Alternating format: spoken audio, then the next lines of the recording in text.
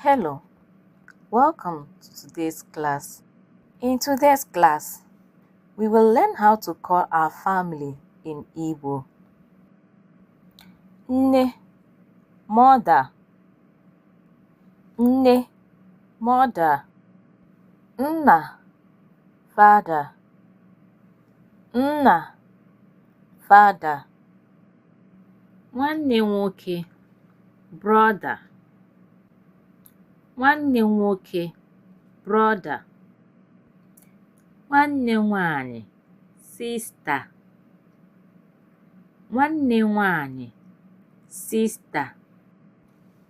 Nwanne, sibling/relative. Nwanne, sibling/relative. Nwoke, male.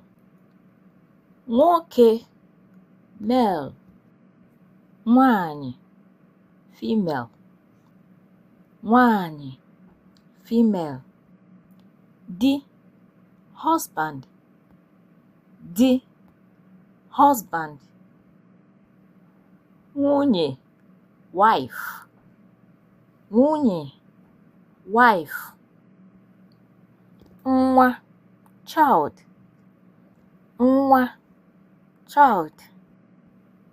Ụmụ, children. Ụmụ, children. Ụmụ, grandchildren. Ụmụ, grandchildren. Nna ochie, grandfather. Nna ochie, grandfather. Nne ochie, grandmother. Nne ochie, grandmother. Echi, anyị ga-eji ha mee ahịrịokwu. Tomorrow, we will use them to make sentences. Echi, anyị ga-eji ha mee ahịrịokwu. Tomorrow, we will use them to make sentences. Ka ọ dị echi. Till tomorrow. Ka ọ dị echi. Till tomorrow.